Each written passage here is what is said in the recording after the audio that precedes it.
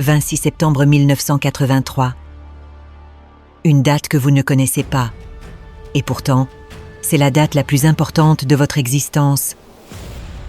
Car sans cette nuit-là, vous ne seriez pas en train de m'écouter. Imaginez un monde où deux superpuissances se regardent en chien de faïence depuis 40 ans. Chacune possède assez d'armes nucléaires pour détruire la planète, 15 fois. L'Union soviétique, les États-Unis, deux géants paranoïaques qui dorment avec le doigt sur la détente. En cette année 1983, la tension atteint des sommets inégalés. Ronald Reagan vient de traiter l'URSS d'empire du mal. Les Soviétiques sont persuadés qu'une attaque américaine surprise est imminente. Au cœur de cette folie froide, il y a un homme. Un lieutenant-colonel de 44 ans, père de famille tranquille, qui travaille dans l'ombre. Son nom, Stanislav Petrov. Cet homme n'est ni un général, ni un politicien, ni un espion. Il est simplement l'officier de service dans le bunker secret le plus important d'Union soviétique. Le bunker Serpukhov 15, un complexe souterrain à 50 km de Moscou que même les dirigeants soviétiques préfèrent oublier. Car dans ce bunker se trouve le système qui peut déclencher l'apocalypse nucléaire en moins de 10 minutes. Le système s'appelle Oko, l'œil en russe. Il surveille l'espace 24 heures sur 24, à l'affût du moindre missile ennemi. Et cette nuit du 26 septembre 1983, l'œil va voir quelque chose qui va glacer le sang de Stanislav Petrov. Car à 0:15 précise, une alarme stridente va déchirer le silence de ce bunker. Et Stanislav Petrov aura exactement 15 minutes pour décider si l'humanité doit mourir cette nuit.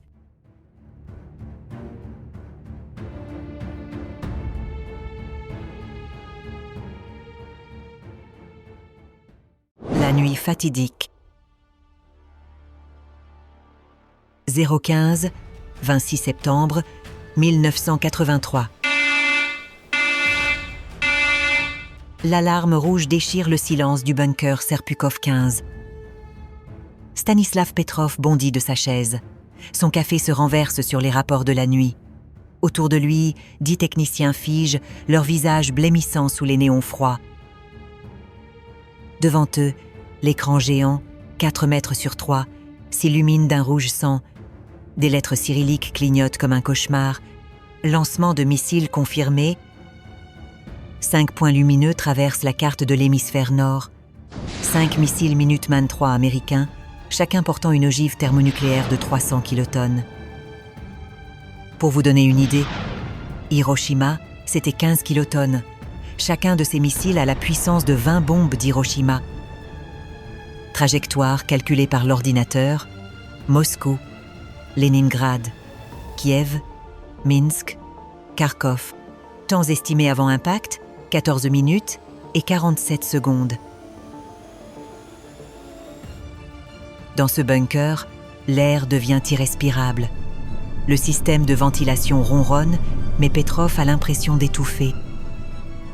Il regarde ses collègues. Sergueï, 23 ans, technicien fraîchement diplômé, les mains tremblantes sur son clavier. Anna, ingénieure radar, mère de 2 enfants, qui chuchote une prière en ukrainien. Et lui, Stanislav Petrov, 44 ans, père de 2 adolescents qui dorment paisiblement à Moscou, à 50 km d'ici.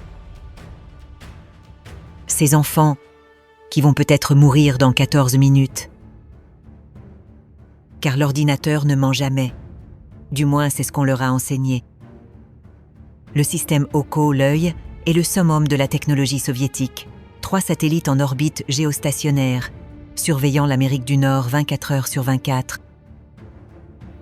Ces satellites détectent la signature thermique des missiles au décollage. La chaleur émise par leurs réacteurs est si intense qu'elle se voit depuis l'espace. Une fois détectée, l'information transite par un réseau crypté ultra sécurisé jusqu'au bunker Serpukhov 15. Le processus prend 3 minutes, ce qui laisse 15 à 20 minutes pour décider de la riposte. Et maintenant, tous les regards convergent vers Stanislav Petrov, car lui seul a l'autorité de confirmer l'attaque. Le protocole est gravé dans le marbre. Étape 1. L'officier de service confirme la détection. Étape 2. Il prévient immédiatement le commandement de la défense aérienne. Étape 3. Le commandement prévient le Kremlin. Étape 4. Les dirigeants soviétiques ont 10 minutes pour décider. Étape 5. Si confirmation, 2000 missiles soviétiques s'envolent automatiquement. 2000 missiles, direction New York, Washington, Los Angeles, Chicago. En moins de 30 minutes, 200 millions d'Américains morts. Et la riposte américaine qui suivra rayera 150 millions de Soviétiques. C'est ce qu'on appelle pudiquement « destruction mutuelle assurée ». Mais Petrov hésite, et cette hésitation va sauver l'humanité. Car quelque chose le dérange profondément. Pourquoi seulement 5 missiles? Il connaît la doctrine militaire américaine. Il a étudié leur plan d'attaque pendant des années.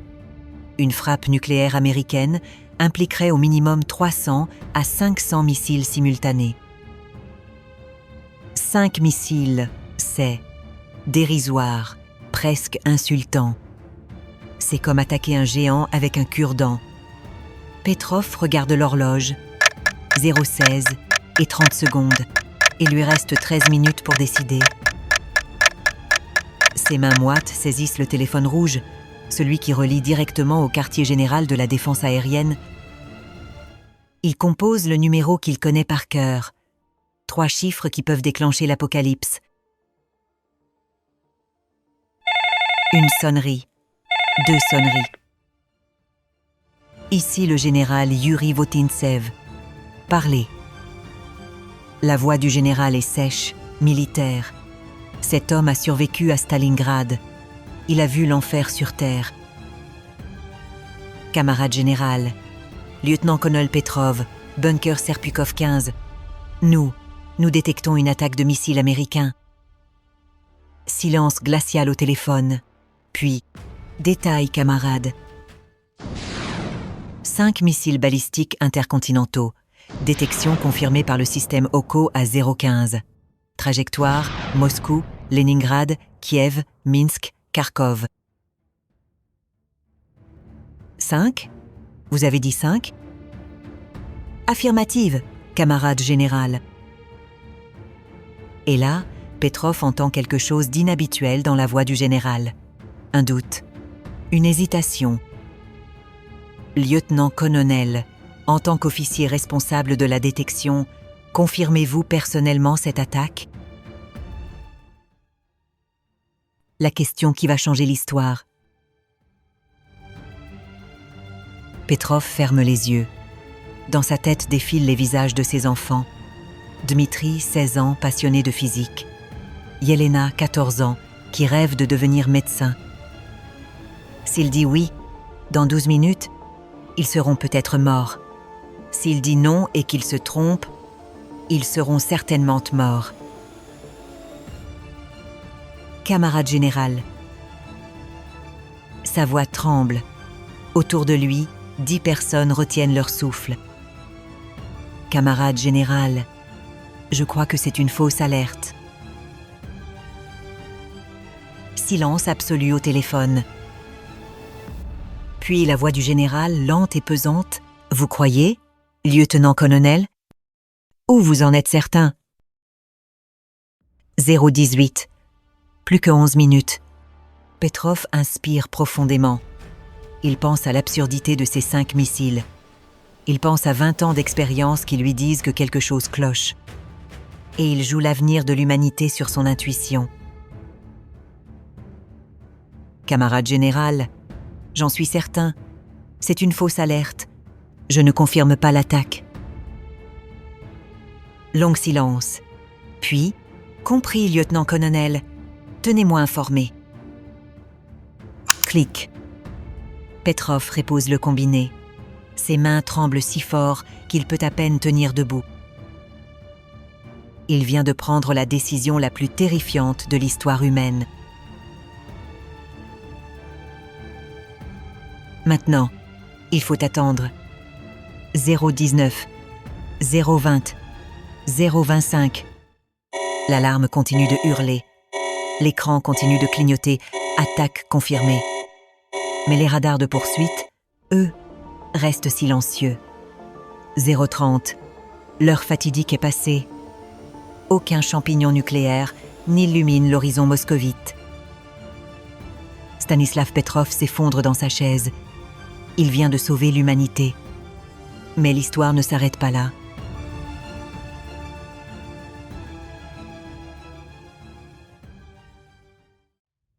Les conséquences.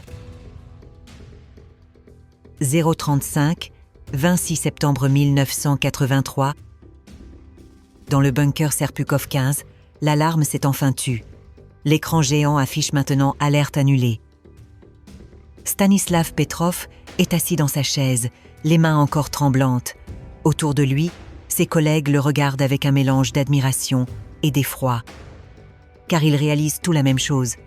Cet homme vient peut-être de sauver leur famille. Mais Petrov, lui, ne se sent pas en héros. Il se sent vidé, épuisé, comme s'il venait de courir un marathon en apnée. Et surtout, il veut comprendre. Car les questions se bousculent dans sa tête. Si c'était une fausse alerte, qu'est-ce qui l'a déclenché? Le système OCO n'est pas supposé se tromper.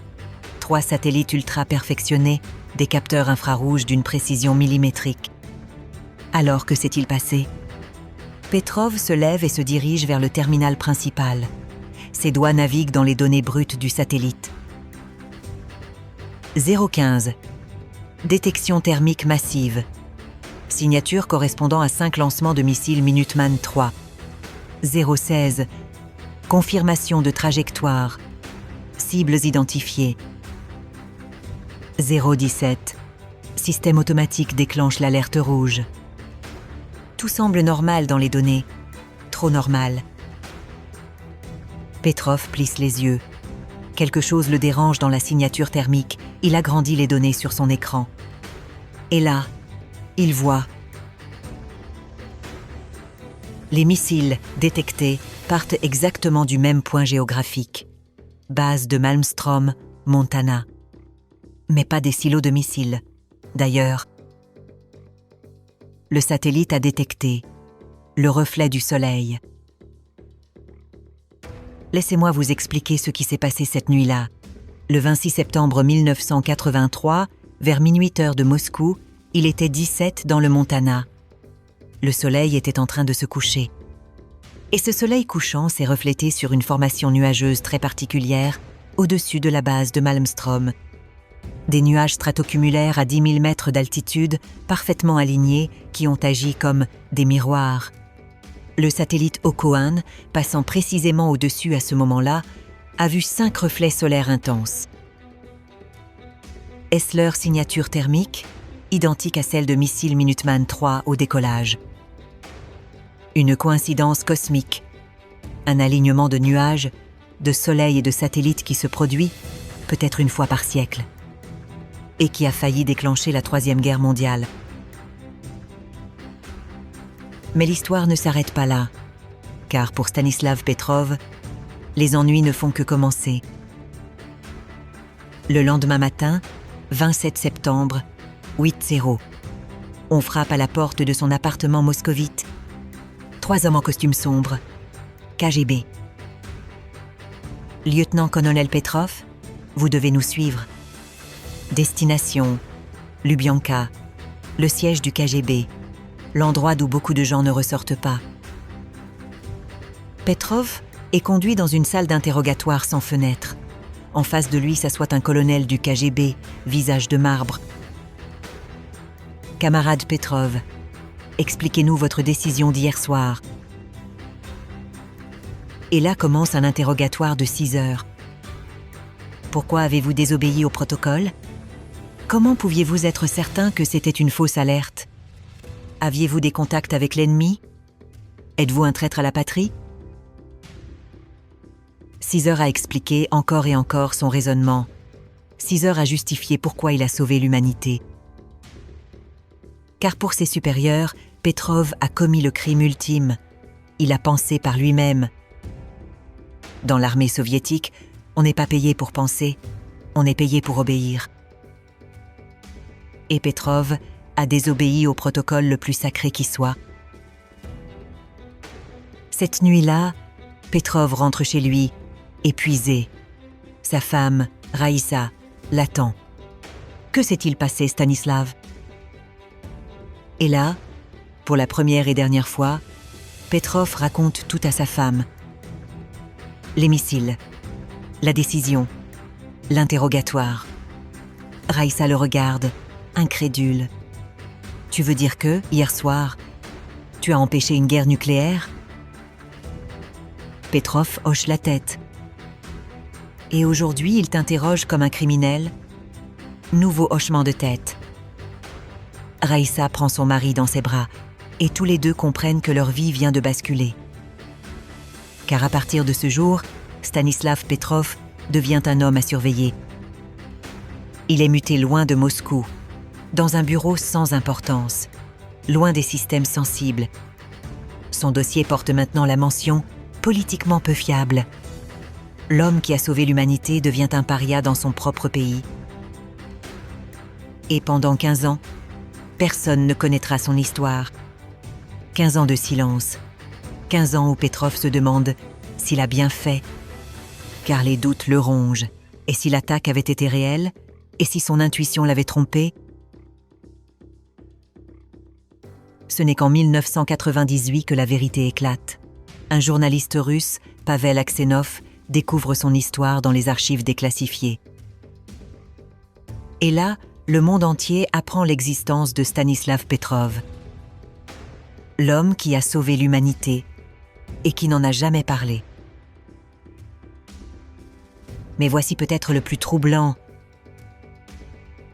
En 1998, quand les journalistes retrouvent Petrov, il vit dans un petit appartement délabré près de Moscou. Sa pension de retraite ? 200 $ par mois. Cet homme qui a épargné des centaines de millions de vies vit dans la pauvreté. Les journalistes lui demandent « Regrettez-vous votre décision ?» Petrov réfléchit longuement, puis « Non, car cette nuit-là, j'ai choisi la vie contre la mort, et je referai le même choix 1000 fois. » Mais il ajoute, avec amertume, « Seulement, personne ne m'a jamais dit merci. » Cette phrase résonne encore aujourd'hui. Car Stanislav Petrov est mort en 2017 à 77 ans, seul, oublié de son gouvernement. Ses obsèques ? Une quinzaine de personnes. Pas de représentants officiels, pas de reconnaissance d'État. L'homme qui a sauvé l'humanité est mort dans l'anonymat. Et voilà pourquoi cette histoire doit être racontée. Car quelque part, dans un petit cimetière près de Moscou, repose l'homme le plus important de l'histoire moderne. Et son nom devrait être gravé dans le marbre dans toutes les capitales du monde.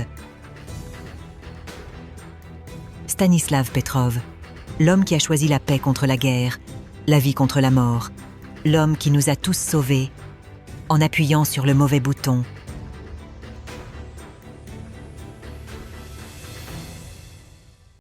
L'oubli et la reconnaissance. 1998.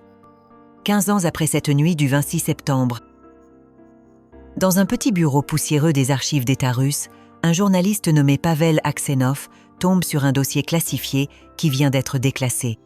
Incident Oko, 26 septembre 1983, lieutenant-colonel S. Petrov. Aksenov ouvre le dossier et ce qu'il lit le laisse bouche bée, car il réalise qu'il tient entre ses mains la plus grande histoire du XXe siècle.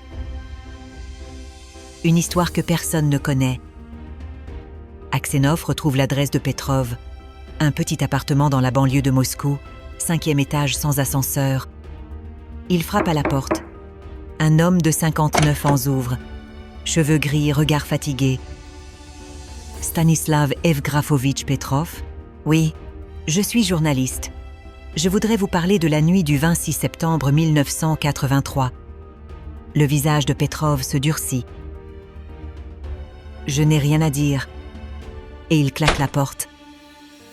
Aksenov revient le lendemain, puis le surlendemain, pendant une semaine, jusqu'à ce que Petrov finisse par ouvrir. « Que voulez-vous exactement ?»« Que le monde connaisse votre histoire, camarade. » Petrov rit amèrement. « Mon histoire ? Quelle histoire ? Celle d'un officier qui a désobéi aux ordres ? Non, l'histoire de l'homme qui a sauvé l'humanité. » Long silence. Petrov fait entrer Aksenov. L'appartement est modeste, meuble d'époque soviétique, photos de famille sur une étagère bancale. « Vous voulez du thé ?» Et pendant 3 heures, pour la première fois en 15 ans, Stanislav Petrov raconte son histoire. Aksenov publie l'article en première page de Komsomolskaya Pravda. Titre : L'homme qui a empêché la fin du monde. L'article fait l'effet d'une bombe. En une semaine, l'histoire de Petrov fait le tour du globe. CNN, BBC, Le Monde, Asahi Shimbun, tous reprennent l'histoire. Soudain, le téléphone de Petrov n'arrête plus de sonner. Des journalistes du monde entier veulent l'interviewer, mais aussi des gens ordinaires. Une mère de famille californienne. Merci d'avoir sauvé mes enfants. Un professeur japonais. Grâce à vous, j'ai pu voir grandir mes petits-enfants. Un survivant d'Hiroshima. Vous avez épargné au monde ce que ma ville a vécu. Pour la première fois en 15 ans, Petrov comprend. Il n'était pas un traître, il était un héros. Les reconnaissances officielles commencent à pleuvoir. 2004, prix de la paix de l'Association des citoyens du monde. 2006, prix Dresden pour la paix. 2013, prix de Dresde pour la prévention des conflits. Mais la reconnaissance la plus émouvante arrive en 2006. L'ONU l'invite à New York pour une cérémonie spéciale. Dans la grande salle de l'Assemblée générale, devant les représentants de 193 nations, le secrétaire général prononce ces mots « Monsieur Petrov, au nom de l'humanité tout entière, merci. » Petrov, 67 ans, se lève. Il regarde cette assemblée de dirigeants du monde entier qui l'applaudissent. Et pour la première fois depuis 1983, il pleure. Pas de tristesse, de soulagement. Car enfin, quelqu'un lui a dit merci. Mais voici ce que Petrov confiera plus tard au journaliste Pavel Aksenov. Vous savez, cette nuit de septembre 1983, je n'ai pas été héroïque, j'ai juste eu peur. Peur de me tromper, peur de déclencher une guerre, peur de porter la responsabilité de millions de morts. Alors j'ai choisi la prudence. Et cette prudence a sauvé le monde. Et il ajoute quelque chose de profondément troublant. Combien d'autres nuits comme celle-là y a-t-il eu ? Combien d'officiers anonymes ont pris des décisions similaires ?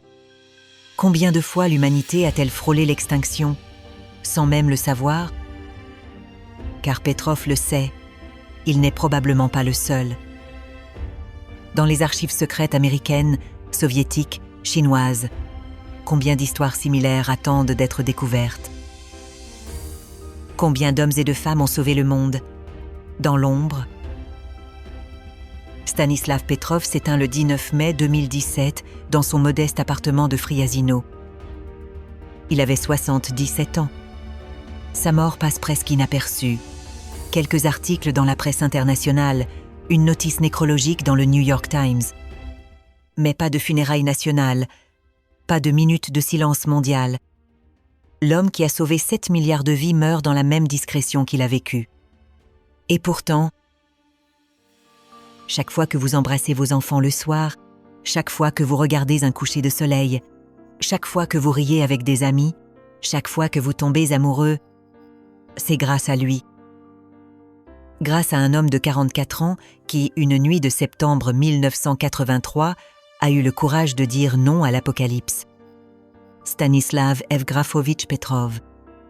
Retenez ce nom, car c'est le nom de l'homme qui vous a donné votre vie. Et maintenant, vous savez. Vous savez pourquoi vous êtes encore là pour m'écouter. Vous savez pourquoi le 26 septembre devrait être déclaré Journée mondiale de la paix? Et vous savez que parfois, les plus grands héros de l'histoire sont ceux dont personne ne connaît le nom. Merci de m'avoir écouté. Et surtout, merci Stanislav.